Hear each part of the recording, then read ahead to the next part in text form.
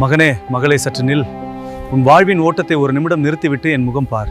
நீ சுமந்து கொண்டிருக்கும் பாரமான சிலுவையை பார்த்து நீ கலங்குகிறாய் அல்லவா? ஏன் எனக்கு மட்டும் இந்த சோதனை என்று உன் உள்ளம் கதறுவதை நான் கேட்கிறேன். உன் சிலுவையை நான் அறிவேன். உன் தனிமை, உன் பணக்கஷ்டம், உன் உடல்நலக்குறைவு, நீ படும் அவமானங்கள், உன் நீண்ட நாள் ஆசைகள் தள்ளி போகும் வேதனை, இவை அனைத்தையும் நான் பார்த்து கொண்டிருக்கிறேன். நினைவிருக்கட்டும், நான் சிலுவையை சுமந்த போது நீயும் என் நினைவில் இருந்தாய். இன்று நீ சுமக்கும் சிலுவையில் நானும் ஒரு பக்கம் கை கொடுத்து கொண்டிருக்கிறேன். இந்த சிலுவை பாதை உன்னை அழிக்க அல்ல, உன்னை செதுக்கி ஒரு புதிய மனிதனாக உயிர்த்தெழச் செய்யவே நான் அனுமதித்திருக்கிறேன். வா, என் கையை பிடித்துக்கொள், பயப்படாதே. கல்வாரி மலைக்கு அப்பால் ஒரு அழகான விடியல் உனக்காக காத்திருக்கிறது. என்னோடு நடக்க தயாரா? இயேசுநாதர் சுவாமி பாடுபட்ட முதல் நிலை. இயேசு மரணத்திற்கு தீர்ப்பிடப்படுகிறார். திவ்ய இயேசுவே, உம்மை ஆராதித்து வணங்கி உமக்கு நன்றியறிந்த சோஸ்திரம் செய்கிறோம். அதேனென்றால் உமது பாரமான திருச்சிலுவையால் உலகத்தை மீட்டு ரட்சித்தீர். மற்றவர்கள் உங்களை எப்படி பார்க்கிறார்கள் அல்லது எப்படி மதிப்பிடுகிறார்கள் என்று கவலைப்படாதீர்கள். கடவுளின் பார்வையில் நீங்கள் யார் என்பதுதான் முக்கியம். முதல் நிலைக்கான ஆழமான வாழ்வியல் சிந்தனைகள். நாம் மற்றவர்களை தீர்ப்பிடுவதில் காட்டும் வேகத்தை நம்மையே சுய பரிசோதனை செய்து கொள்வதில் காட்டுவதில்லை. அடுத்தவர் மீது விரல் நீட்டும் முன் உன் மனசாட்சி என்னும் நீதிமன்றத்தில் நீ குற்றமற்றவனா என்று கேள். உன்னிடம் உள்ள குறைகளை திருத்திக் கொள்ளாதவரை அடுத்தவரை தண்டிக்க உனக்கு தார்மீக உரிமை இல்லை. பிளாத்துவுக்கு இயேசு குற்றமற்றவர் என்று தெரிந்திருந்தது. ஆனால் தன் பதவியை தக்க வைக்க பெரும்பான்மை கருத்துக்கு அடிபணிந்தான்.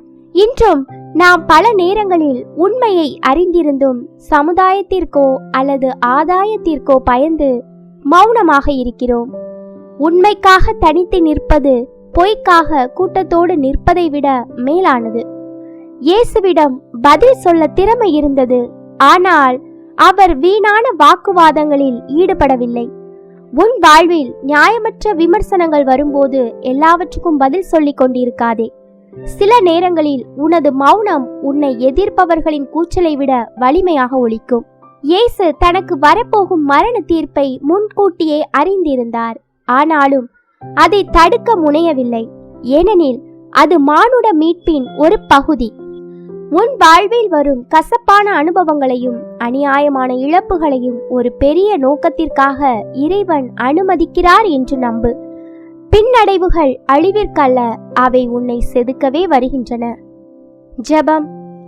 அன்பு இயேசுவே, குற்றமற்றவராக இருந்தும் எங்களுக்காக அநீதியான மரண தீர்ப்பை மௌனமாக ஏற்றுக்கொண்ட உமது அளவற்ற அன்பை போற்றுகிறோம். நாங்கள் எங்கள் வாழ்வில் காரணமில்லாமல் எங்களை பழி சுமத்தும் போதும் அவமானப்படுத்தும் போதும் உமது அமைதியையும் பொறுமையையும் நாங்கள் கடைபிடிக்க அருள் புரியும். எந்த சூழ்நிலையிலும் உமது திருவுளத்திற்கு பணிந்து நடக்க எங்களுக்கு ஆற்றலை தாரும். தீர்ப்பிடுபவர்களாக இல்லாமல் துன்பப்படுவோருக்கு துணையாக இருப்பவர்களாக எங்களை மாற்றி அருளும். ஆமீன். எங்கள் மேல் இரக்கமாயிரும் ஆண்டவரே, இரக்கமாயிரும். மரித்த விசுவாசிகள் உம்முடைய இரக்கத்தினால் வாழ்வின் நிறைவை அடைவார்களாக. ஆமீன். இயேசுநாதர் சுவாமி பாடுபட்ட இரண்டாம் நிலை. இயேசு சிலுவையை தோள்மேல் சுமக்கிறார். திவ்ய இயேசுவே, உம்மை ஆராதித்து வணங்கி உமக்கு நன்றியறிந்த சோஸ்திரம் செய்கிறோம். அதேனென்றால் உமது பாரமான திருச்சிலுவையால் உலகத்தை மீட்டு ரட்சித்தீர். சிலுவை என்பது உனது கடமை. அதை அரைகுறையாக செய்யாதே. முழு மனதோடு உன் பொறுப்புகளை ஏற்றுக்கொள். சிலுவை இல்லாத வாழ்க்கை இல்லை. அந்த சிலுவையை சுமக்க துணியாதவனுக்கு புகழும் இல்லை.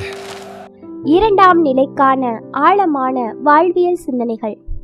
இயேசு சிலுவையை ஏதோ ஒரு சுமை என்று நினைக்கவில்லை. அதை தழுவி ஏற்றுக்கொண்டார்.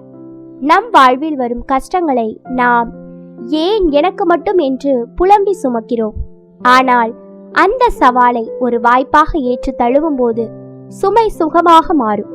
வலியை எதிர்க்காதே, அதை ஏற்றுக்கொள். அது உன்னை மாற்றும். இன்று நாம் பல நேரங்களில் நம்முடைய தவறுகளுக்கு கூட மற்றவர்களை காரணம் காட்டுகிறோம். உன் வாழ்வின் இன்ப துன்பங்களுக்கு நீயே பொறுப்பு என்பதை உணர். தவறுகளை அடுத்தவர் மீது சுமத்தாமல் உன் சிலுவையை நீயே சுமக்க பழகு. உலகம் உன்னை மட்டமாக நினைக்கலாம், உன் உழைப்பை கேலி செய்யலாம். ஆனால் நீ சுமக்கும் அந்த அவமான சிலுவைதான் ஒரு நாள் உனக்கு மகுடமாக மாறும். அவமானங்களை அங்கீகாரங்களாக மாற்றும் ரகசியம் உன் விடாமுயற்சியில் இருக்கிறது. உன் வாழ்வில் உனக்கு தரப்பட்டிருக்கும் கஷ்டங்கள் உன்னை அழிப்பதற்காக அல்ல, உன்னை உறுதிப்படுத்துவதற்காக. கஷ்டங்கள் இல்லாத மனிதன் பட்டை தீட்டப்படாத வைரம் போன்றவன். எனக்கு ஏன் இந்த சோதனை என்று கேட்பதை விட்டுவிட்டு இந்த சோதனையை நான் எப்படி வெல்லப் போகிறேன் என்று யோசி. இயேசு சிலுவையை சுமக்கும் போது ஒரு வார்த்தை கூட பேசவில்லை. செயல் பேசட்டும், சொற்கள் மௌனமாக இருக்கட்டும். ஜெபம். இறைவா, எங்கள் வாழ்வில் வரும் அன்றாட சிலுவைகளை, அதாவது தோல்விகள், நோய்கள், வறுமை மற்றும் அவமானங்களை கண்டு நாங்கள் அஞ்சி ஓடாமல் அவற்றை உமது திருவுளமாக ஏற்று சுமக்க துணிவை தாரும். மற்றவர்கள் மீது பழி சுமத்தி தப்பிக்க நினைக்காமல் எங்கள் சிலுவையை நாங்கள் கண்ணியத்தோடு சுமக்க அருள் புரியும். அந்த சிலுவையே எங்களுக்கு புதிய வாழ்விற்கான ஏணியாக மாறட்டும். ஆமீன். எங்கள் மேல் இரக்கமாயிரும் ஆண்டவரே, இரக்கமாயிரும். மரித்த விசுவாசிகள் உம்முடைய இரக்கத்தினால் வாழ்வின் நிறைவை அடைவார்களாக. ஆமீன். இயேசுநாதர் சுவாமி பாடுபட்ட 3ஆம் நிலை. இயேசு முதல் முறை கீழே விழுகிறார். திவ்ய இயேசுவே, உம்மை ஆராதித்து வணங்கி உமக்கு நன்றியறிந்த சோஸ்திரம் செய்கிறோம். அதேனென்றால் உமது பாரமான திருச்சிலுவையால் உலகத்தை மீட்டு ரட்சித்தீர். நீ ஒரு மனிதன், உனக்கும் சோர்வு வரும், உனக்கும் அழுகை வரும் என்பதை ஏற்றுக்கொள். உன்னை நீயே சூப்பர்மேனாக காட்டிக்கொள்ள தேவையில்லை. உன் பலவீனத்தை இறைவனிடம் ஒப்படைக்கும் போது அதுவே உனது பலமாக மாறும். 3ஆம் நிலைக்கான ஆழமான வாழ்வியல் சிந்தனைகள். இயேசு கீழே விழுந்தது அவரது பலவீனத்தை காட்டவில்லை, மாறாக அவர் மனித உருவில் நம் சுமைகளை எவ்வளவு பாரமாக சுமக்கிறார் என்பதையே காட்டுகிறது. உன் வாழ்வில் நீ தடுமாறி விழும்போது அதை ஒரு தோல்வியாக பார்க்காதே. வீழ்வது பாவம் அல்ல, விழுந்த இடத்திலேயே கிடப்பதுதான் பாவம். நாம் எவ்வளவு உயரத்தில் இருந்தாலும் வாழ்க்கை நம்மை ஒருமுறை தரை இறக்கும். அந்த தருணத்தில் உன் அகந்தையை விட்டுவிட்டு யதார்த்தத்தை ஏற்றுக்கொள். மண்ணை தொடுபவன்தான் மீண்டும் விண்ணை தொட முடியும். உன் தோல்விகளுக்காக நீயே அழுது கொண்டிருக்காதே. அந்த அழுகை உன் பயணத்தை தாமதப்படுத்தும். உன் லட்சிய பாதையில் முதல் தடையே உன்னை முடக்கிவிட அனுமதித்து விடாதே. முதல் தோல்வி என்பது உன் மன உறுதியை சோதிக்கும் ஒரு பரீட்சை மட்டுமே. நீ எத்தனை முறை விழுந்தாய் என்பது உலகிற்கு முக்கியமல்ல, நீ எத்தனை முறை மீண்டும் எழுந்தாய் என்பதே உனது வரலாறாக மாறும்.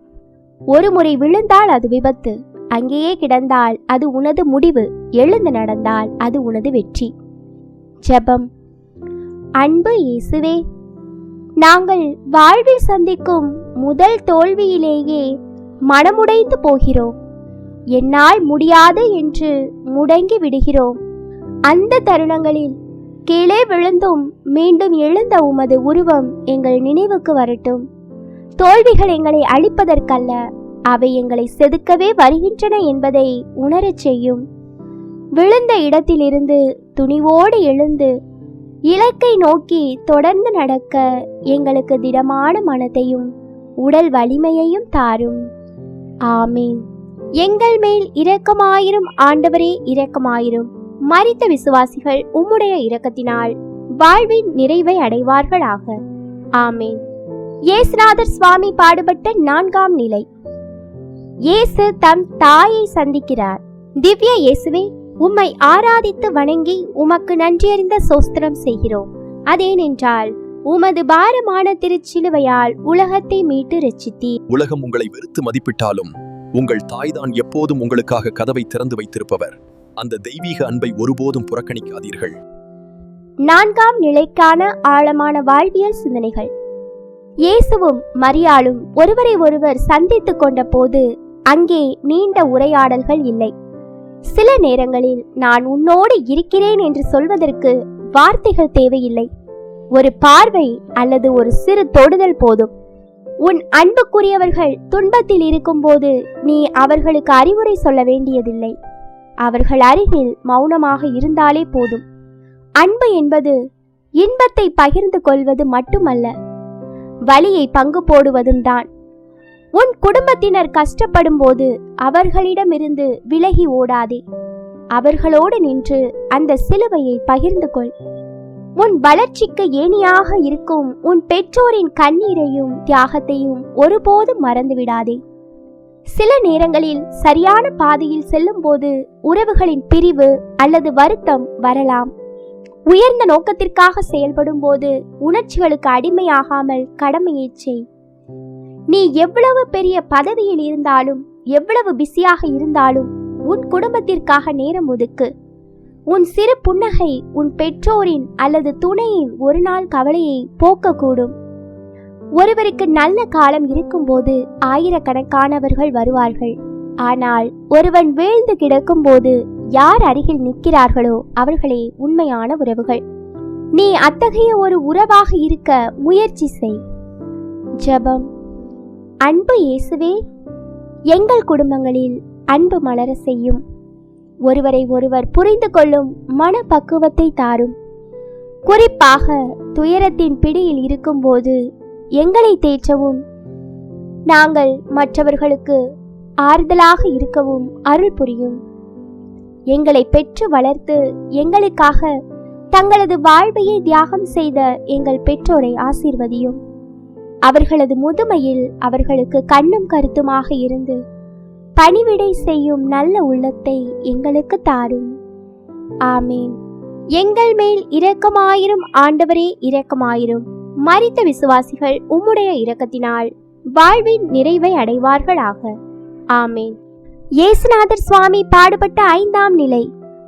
சிரேனே ஊர் சீமோன் இயேசுவுக்கு உதவி செய்கிறார். திவ்ய இயேசுவே, உம்மை ஆராதித்து வணங்கி உமக்கு நன்றியறிந்த சோஸ்திரம் செய்கிறோம். அதேனென்றால் உமது பாரமான திருச்சிலுவையால் உலகத்தை மீட்டு ரட்சித்தீர். உனக்கு சம்பந்தமே இல்லாத ஒருவருக்கு துன்பம் நேரும் போது இது என் வேலை இல்லை என்று ஒதுங்கி போகாதே. உன்னால் முடிந்த ஒரு சிறு உதவி ஒருவரின் உயிரை காக்கலாம் அல்லது அவர் மனச்சோர்வை தீர்க்கலாம். 5ஆம் நிலைக்கான ஆழமான வாழ்வியல் சிந்தனைகள். சீமோன் ஒரு வழிப்போக்கர். அவருக்கும் இயேசுவுக்கும் நேரடி தொடர்பு இல்லை. ஆனால் அந்த இக்கட்டான நேரத்தில் அவர் செய்த உதவி மிக பெரியது. உலகம் உன்னை கவனிக்கவில்லை என்றாலும் ஒருவருக்கு தேவைப்படும் நேரத்தில் நீ செய்யும் சிறு உதவி கடவுளின் பார்வையில் மிக பெரியது.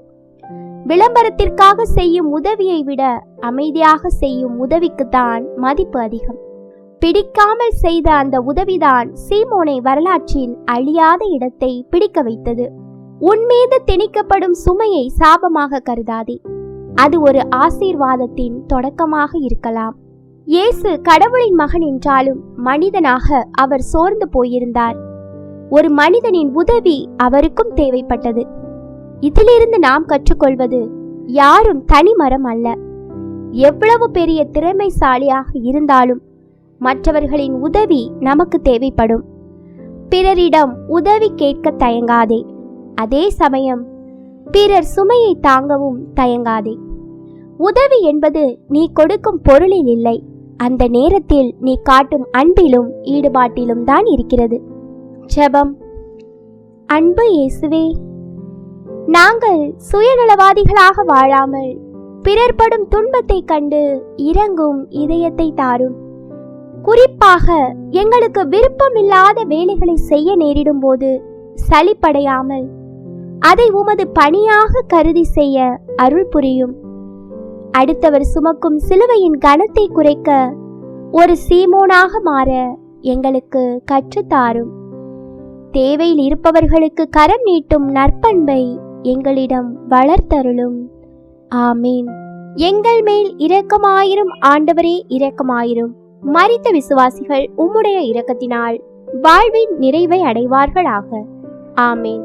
இயேசுநாதர் சுவாமி பாடுபட்ட 6ஆம் நிலை. வெரோனிகா இயேசுவின் முகத்தை துடைக்கிறார்.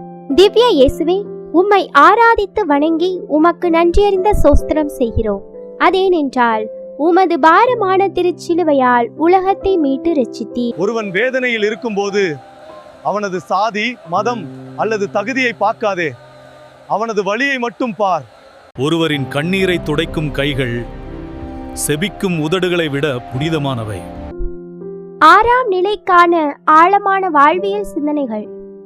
இயேசுவை சுற்றி ஒரு பெரிய கூட்டமே அவரை ஏளனம் செய்து கொண்டிருந்தது. ஆனால் அந்த ஒரு பெண்மணி மட்டும் எதற்கும் அஞ்சாமல் முன்னே வந்து உதவினார். உலகமே ஒருவரை தவறாக பேசினாலும் உன் மனசாட்சிக்கு அவர் சரியானவர் என்று தோன்றினால் அவருக்கு ஆதரவாக நிற்க தயங்காதே. பெரும்பான்மை எப்போதுமே சரியாக இருக்காது. வெரோனிகா ஒரு பெரிய அற்புதத்தை செய்யவில்லை. அவர் ஒரு துணியால் முகத்தை துடைத்தார், அவ்வளவுதான். ஆனால் அந்த சிறிய செயல் இயேசுவின் இதயத்தை தொட்டது. உன்னால் ஒரு பெரிய மாற்றத்தை கொண்டு வர முடியாவிட்டாலும் பரவாயில்லை. நீ செய்யும் ஒரு சிறு புன்னகை அல்லது ஆறுதலான ஒரு சொல் ஒருவரின் காயத்திற்கு பெரிய மருந்தாக அமையும். நீ எப்போதெல்லாம் ஒரு மனிதனின் துயரத்தை துடைக்கிறாயோ அப்போதெல்லாம் உன்னுடைய செயலில் இறைவனின் முகம் பிரதிபலிக்கும். நீ செய்யும் நற்செயல்களே உனது உண்மையான அடையாளம். நல்ல காரியங்களை செய்யும் போது யார் என்ன நினைப்பார்களோ என்ற தயக்கத்தை விட்டுவிடு. வெரோனிகா புகழ் தேடி வரவில்லை, ஆனால் அவர் செய்த செயல் அவரை வரலாற்றில் நிலைக்க வைத்தது. நீ செய்யும் நன்மைகள் உனக்கு தெரியாமலேயே உனக்கான நற்பெயரை தேடித்தரும். ஜெபம். அன்பு இயேசுவே, நாங்கள் பிறருடைய துன்பத்தை கண்டு ஒதுங்கி போகாமல் அவர்களுக்கு உதவ முன்வரும் துணிவை தாரும்.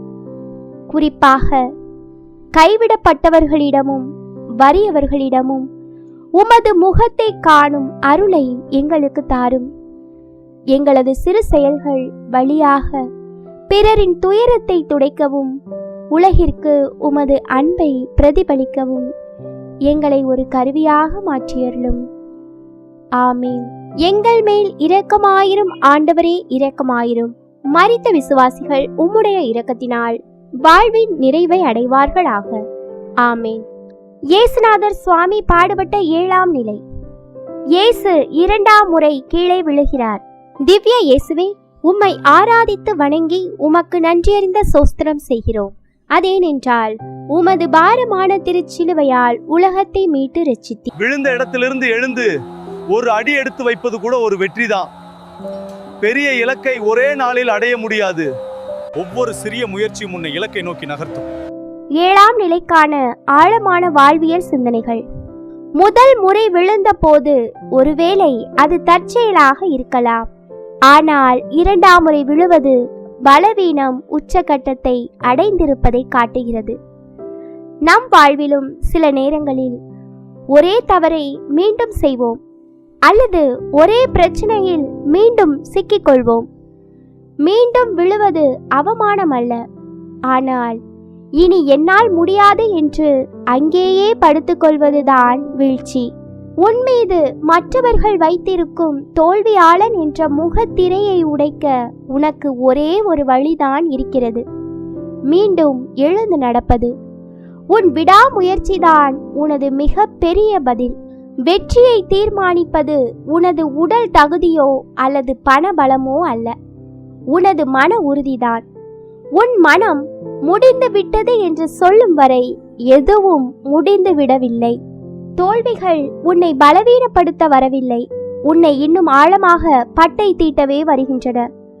இன்னொரு முறை முயற்சிப்போம் என்ற எண்ணமே உன்னை சாதனையாளனாக மாற்றும். விழுவதை பற்றி கவலைப்படாதே, ஆனால் நீ விழுந்த ஒவ்வொரு முறையும் எழத் தவறாதே. உனது இறுதி வெற்றி உனது விடாமுயற்சியில்தான் இருக்கிறது. ஜெபம். அன்பு இயேசுவே, நாங்கள் ஒரே தவறை மீண்டும் செய்யும் போதும் ஒரே துன்பத்தில் மீண்டும் விழும்போதும் மிகுந்த மனச்சோர்வு அடைகிறோம். எங்களால் இனி முன்னேற முடியாது என்று நம்பிக்கை இழக்கிறோம். அந்த தருணங்களில் மீண்டும் எழுந்த உமது உருவம் எங்களுக்கு தெம்பளிக்கட்டும்.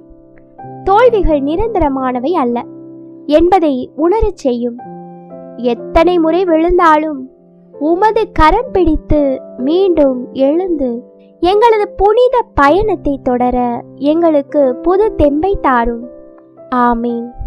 எங்கள் மேல் இரக்கமாயிரும் ஆண்டவரே, இரக்கமாயிரும்.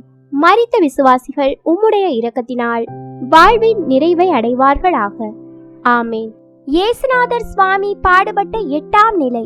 இயேசு எருசலேம் மகளிருக்கு ஆறுதல் கூறுகிறார். திவ்ய இயேசுவே, உம்மை ஆராதித்து வணங்கி உமக்கு நன்றியறிந்த ஸ்தோத்திரம் செய்கிறோம். அதேனென்றால் உமது பாரமான திருச்சிலுவையால் உலகத்தை மீட்டு ரட்சித்தி. உன் காயம் உனக்கு வலிக்கலாம், ஆனால் அடுத்தவர் காயத்தை துடைக்கும் போது அந்த வலி உனக்கு தெரியாது. 8ஆம் நிலைக்கான ஆழமான வாழ்வியல் சிந்தனைகள். இயேசு மரணத்தின் விளிம்பில் இருக்கிறார். உடல் முழுவதும் காயங்கள். சிலுவையின் பாரம் அவரை அழுத்துகிறது. இந்த நிலையிலும் அவர் அழுத பெண்களை பார்த்து, எனக்காக அழாதீர்கள் என்று கூறுகிறார். உன் துன்பம் உன்னை சுருக்கிவிடக்கூடாது. உன் வேதனையிலும் பிறருக்காக வருந்தும் மனப்பக்குவம் உன்னை ஒரு மனிதனாக உயர்த்தும்.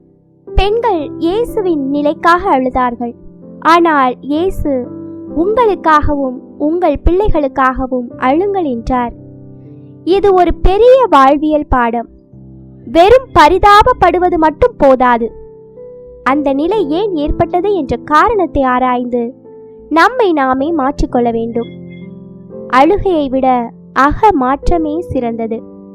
நாம் பல நேரங்களில் மற்றவர்களின் கஷ்டத்தை பார்த்து ஐயோ பாவம் என்று சொல்லிவிட்டு நகர்ந்து விடுகிறோம். ஆனால் அவர்கள் படும் துன்பத்திற்கு நாமும் ஒரு காரணமாக இருக்கிறோமா என்று யோசிப்பதில்லை. அடுத்தவர்களுக்காக அழுவதை விட அடுத்தவர் அழாமல் இருக்க நாம் என்ன செய்ய வேண்டும் என்று சிந்திப்பதே மேலானது. உன் பிரச்சனைகள் உன் கண்களை மறைக்க விடாதே. உன்னை சார்ந்தவர்களின் தேவைகளையும் கவனி. நான் கஷ்டப்படுகிறேன், அதனால் நான் யாரிடமும் பேச மாட்டேன், யாருக்கும் உதவ மாட்டேன் என்று சொல்லாதே. உன் கஷ்டத்திலும் நீ செய்யும் ஒரு சிறு உதவி உனக்கே ஒரு பெரிய ஆறுதலை தரும். ஒருவரின் வறுமையையோ அல்லது கஷ்டத்தையோ பார்த்து வருத்தப்படுவதோடு நிறுத்தாதே. நான் என் கடமையை சரியாக செய்தேனா என்று உன்னையே கேள். ஜெபம். அன்பு இயேசுவே, நாங்கள் எங்களது சொந்த பிரச்சனைகளிலேயே மூழ்கி போய் மற்றவர்களின் வலியை உணராமல் இருக்கிறோம். எங்களது சுயநலத்திலிருந்து எங்களை விடுவியும். நாங்கள் மற்றவர்களின் கஷ்டத்தை பார்த்து வெறும் பரிதாபப்படுவதோடு நிற்காமல் அவர்களுக்கு உண்மையான உதவியையும் ஆறுதலையும் வழங்க அருள் புரியும். எங்களது குறைகளுக்காகவும் சமூகத்தின் சீர்கேடுகளுக்காகவும் வருந்தி எங்களை நாங்களே மாற்றிக்கொள்ளும் நல் மனதை தாரும். ஆமீன். எங்கள் மேல் இரக்கமாயிரும் ஆண்டவரே, இரக்கமாயிரும். மரித்த விசுவாசிகள் உம்முடைய இரக்கத்தினால் வாழ்வின் நிறைவை அடைவார்களாக.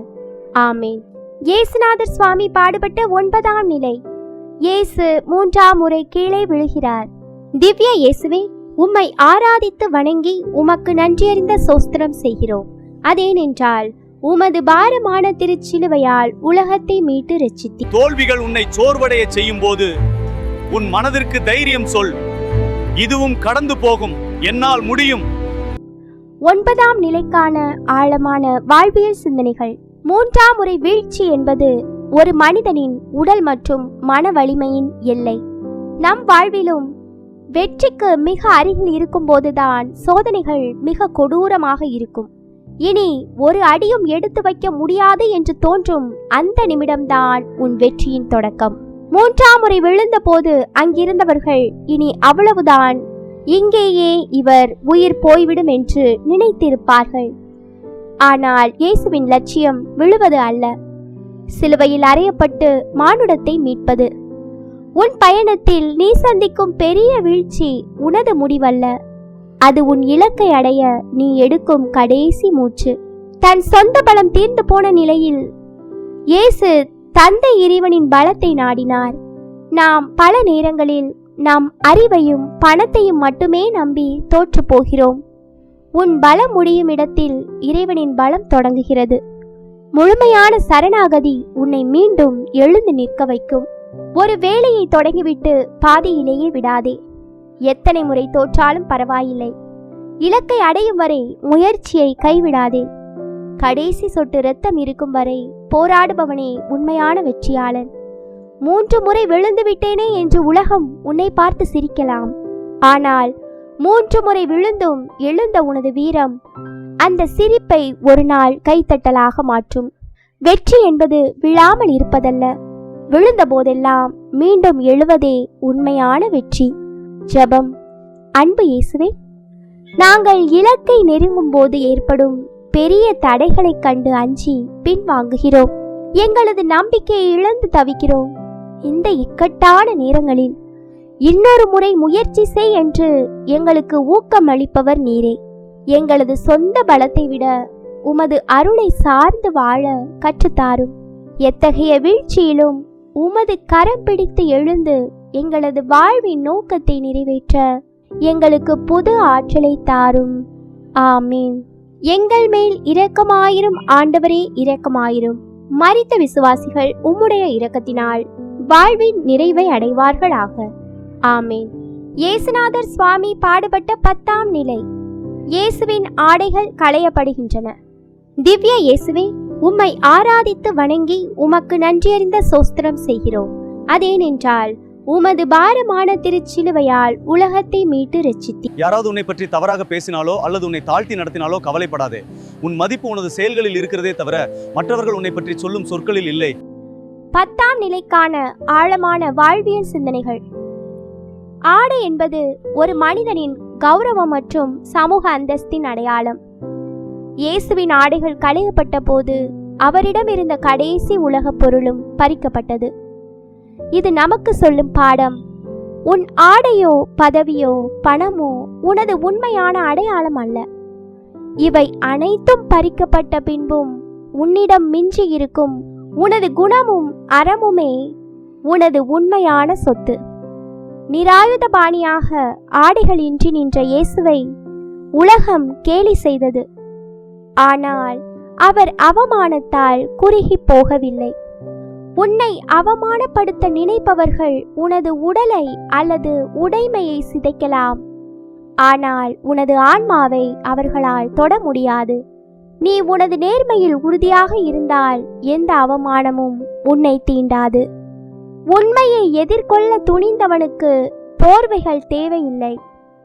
உன்னை நீயே யதார்த்தமாக ஏற்றுக்கொள்வதே உண்மையான சுதந்திரம். உன்னை பிறர் மதிக்க வேண்டும் என்பதற்காக விலை உயர்ந்த பொருட்களையோ ஆடம்பரத்தையோ தேடாதே. உன் எளிமையும் நேர்மையும் உனக்கு பெரும் புகழை தரும். உன்னிடமிருந்து ஏதேனும் பறிக்கப்பட்டால் வருந்தாதே. சில நேரங்களில் பழையவை களையப்பட்டால்தான் புதிய மாற்றங்கள் உன் வாழ்வில் நிகழும். உன்னிடம் இருக்கும் அனைத்தும் பறிக்கப்பட்ட பின்பும் நீ யார் என்று உனக்கு தெரிந்தால் நீதான் உலகிலேயே வலிமையான மனிதன். ஜெபம். அன்பு இயேசுவே, நாங்கள் வெளிப்பகட்டிற்கும் போலி பெருமைகளுக்கும் அடிமையாக இருக்கிறோம். எங்களது அகந்தை மற்றும் கர்வத்தை களைந்து எறிய எங்களுக்கு அருள் புரியும். எங்களை மற்றவர்கள் அவமானப்படுத்தும் போதும் ஏளனம் செய்யும் போதும் மனமுடைந்து போகாமல் உமது அமைதியையும் உறுதியையும் நாங்கள் கடைபிடிக்கச் செய்யும். புற அடையாளங்களை விட அகத் தூய்மையே முக்கியம் என்பதை உணரச் செய்யும். ஆமீன். எங்கள் மேல் இரக்கமாயிரும் ஆண்டவரே, இரக்கமாயிரும். மரித்த விசுவாசிகள் உம்முடைய இரக்கத்தினால் வாழ்வின் நிறைவை அடைவார்களாக. ஆமீன். இயேசுநாதர் சுவாமி பாடுபட்ட 11ஆம் நிலை. இயேசு சிலுவையில் அறையப்படுகிறார். திவ்ய இயேசுவே, உம்மை ஆராதித்து வணங்கி உமக்கு நன்றியறிந்த சோஸ்திரம் செய்கிறோம். அதேனென்றால் உமது பாரமான திருச்சிலுவையால் உலகத்தை மீட்டு ரட்சித்தீர். யாராவது உனக்கு துரோகம் செய்தால் அல்லது உன்னை காயப்படுத்தினால் அவர்களுக்கு அதே வலியை திரும்ப கொடுக்க நினைக்காதே. உனது மன்னிப்பு அவர்களை விட உன்னை மனரீதியா வலிமையாக்கும். 11ஆம் நிலைக்கான ஆழமான வாழ்வியல் சிந்தனைகள். கால்களும் கைகளும் ஆணிகளால் அடிக்கப்பட்டன. இதுவரை ஓடி ஓடி நன்மை செய்தவர் இப்போது நகரக்கூட முடியாத நிலைக்கு தள்ளப்பட்டார். நம் வாழ்விலும் சில நேரங்களில் நோய்களோ முடக்கங்களோ அல்லது சூழ்நிலைகளோ நம்மை செயலற்று போகச் செய்யலாம். உன் கைகள் முடக்கப்பட்டிருக்கலாம், ஆனால் உன் மனதின் சிறகுகளை யாராலும் கட்ட முடியாது. அந்த நிலையிலும் உன் எண்ணங்கள் உயர்ந்ததாக இருக்கட்டும். பழி வாங்குவது எளிது, ஆனால் வழி கொடுப்பவனை மன்னிப்பதுதான் உண்மையான வீரம். உன்னை துன்புறுத்துபவர்களை நீ மன்னிக்கும் போது நீ அந்த துன்பத்தை விட உயர்ந்தவன் ஆகிறாய். உன் லட்சியத்திற்காக நீ படும் வலிகள் வீணாவதில்லை. அவை ஒரு பெரிய மாற்றத்திற்கான விதைகளாகும். நம் வாழ்வில் சில கசப்பான உண்மைகளை மாற்ற முடியாது என்று தெரிந்துவிட்டால் அதை எதிர்த்து போராடி மன அழுத்தத்தை வளர்த்து கொள்வதை விட அதை ஏற்றுக்கொண்டு அமைதி காப்பதே சிறந்தது. ஏற்றுக்கொள்வதுதான் மன அமைதிக்கு வழி. உன் பாதையில் முட்கள் இருக்கலாம், ஏன் ஆணிகளே கூட இருக்கலாம். ஆனால் உன் லட்சியம் புனிதமானது என்றால் எதற்கும் அஞ்சாமல் அதை நிறைவேற்று. உன்னை காயப்படுத்துகிறவர்களுக்கு நீ கொடுக்கும் மிகப்பெரிய தண்டனை அவர்களை மன்னித்துவிட்டு உன் வாழ்வின் அடுத்த கட்டத்திற்கு நகர்ந்து செல்வதுதான். ஜெபம். அன்பு இயேசுவே, நாங்கள் சிறிய காரியங்களுக்கே பொறுமை இழந்து மற்றவர்களை திட்டுகிறோம். ஆனால் நீர் மரண வேதனையிலும் மன்னிப்பை வழங்கினீர். எங்களது கடினமான இதயத்தை மாற்றி அருளும். எங்களை பகைப்பவர்களையும் எங்களுக்கு தீங்கு செய்பவர்களையும் மனதார மன்னிக்க எங்களுக்கு ஆற்றலை தாரும். வாழ்வின் நெருக்கடிகளால் நாங்கள் முடக்கப்பட்டிருக்கும் போது உமது சிலுவை எங்களுக்கு துணையாக இருக்கட்டும். ஆமேன். எங்கள் மேல் இரக்கமாயிரும் ஆண்டவரே, இரக்கமாயிரும். மரித்த விசுவாசிகள் உம்முடைய இரக்கத்தினால் வாழ்வின் நிறைவை அடைவார்களாக. ஆமேன். இயேசுநாதர் சுவாமி பாடுபட்ட 12ஆம் நிலை. இயேசு சிலுவையில் உயிர் விடுகிறார். திவ்ய இயேசுவே, உம்மை ஆராதித்து வணங்கி உமக்கு நன்றியறிந்த சோஸ்திரம் செய்கிறோம். அதேனென்றால் உமது பாரமான திருச்சிலுவையால் உலகத்தை மீட்டு ரட்சித்தீர். மரணத்தை கண்டு அஞ்சாதே, அர்த்தமில்லாத வாழ்க்கையை கண்டு அஞ்சு. உன் லட்சியத்திற்காக நீ எதையும் இழக்க துணிந்தால் உன்னை யாராலும் வீழ்த்த முடியாது. 12ஆம் நிலைக்கான ஆழமான வாழ்வியல் சிந்தனைகள். இயேசுவின் கடைசி வார்த்தைகள். எல்லாம் முடிந்தது. இது ஒரு தோல்வியின் குரல் அல்ல, ஒரு மாபெரும் கடமையை செய்து முடித்த வெற்றியின் பிரகடனம்.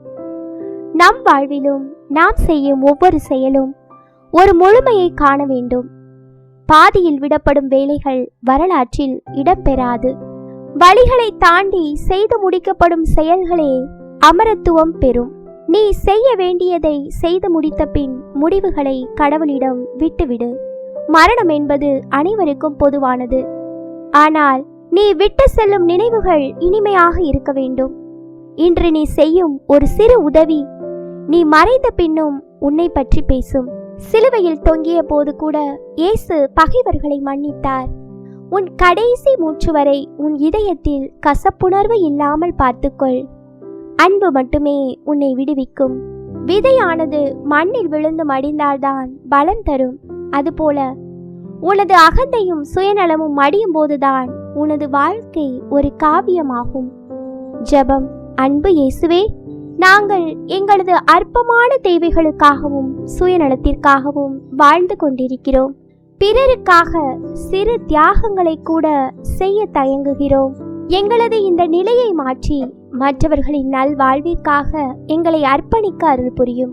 எங்களது வாழ்வின் இறுதி காலத்தில் நாங்களும் எல்லாம் முடிந்தது என்று திருப்தியோடு உம்மிடம் வரத்தக்கவாறு இப்போது எங்களது கடமைகளை செம்மையாக செய்ய எங்களுக்கு ஆற்றலை தாரும். ஆமேன். எங்கள் மேல் இரக்கமாயிரும் ஆண்டவரே, இரக்கமாயிரும். மரித்த விசுவாசிகள் உம்முடைய இரக்கத்தினால் வாழ்வின் நிறைவை அடைவார்களாக. ஆமேன். இயேசுநாதர் சுவாமி பாடுபட்ட 13ஆம் நிலை. இயேசுவின் உடல் தாயின் மடியில் கிடத்தப்படுகிறது. திவ்ய இயேசுவே, உம்மை ஆராதித்து வணங்கி உமக்கு நன்றியறிந்த சோஸ்திரம் செய்கிறோம். அதேனென்றால் உமது பாரமான திருச்சிலுவையால் உலகத்தை மீட்டு ரட்சித்தீர். ஒருவன் உயிரோடு இருக்கும்போது அவனை மதிக்க கற்றுக்கொள். அவன் மறைந்த பிறகு போடும் மாலைகளையும் புகழ்ச்சிகளையும் விட அவன் வாழும்போது நீ காட்டும் ஒரு சிறு அன்பே மேலானது. 13ஆம் நிலைக்கான ஆழமான வாழ்வியல் சிந்தனைகள். பிறந்த போது தன் மகனை கையில் ஏந்திய அதே அன்னை இன்று மகனின் சடலத்தை ஏந்தி இருக்கிறார். வாழ்வின் வட்டம் சில நேரங்களில் மிக கொடூரமானதாக தோன்றும். நாம் நேசிக்கும் மனிதர்களின் இழப்பு ஈடு செய்ய முடியாதது. ஆனால் அந்த வலியை ஏற்றுக்கொள்வதுதான் வாழ்வின் யதார்த்தம். கண்ணீர் பலவீனம் அல்ல, அது ஆழமான அன்பின் வெளிப்பாடு.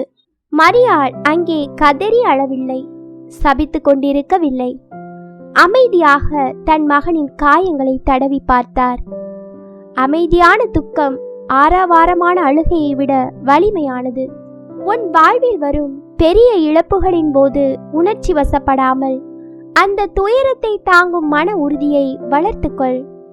உலகம் உன்னை புகழ்ந்தாலும் இகழ்ந்தாலும் உன் கடைசி நேரத்தில் உனக்கு அருகாமையில் இருப்பது உன்னால் அன்பு செய்யப்பட்டவர்கள் மட்டுமே.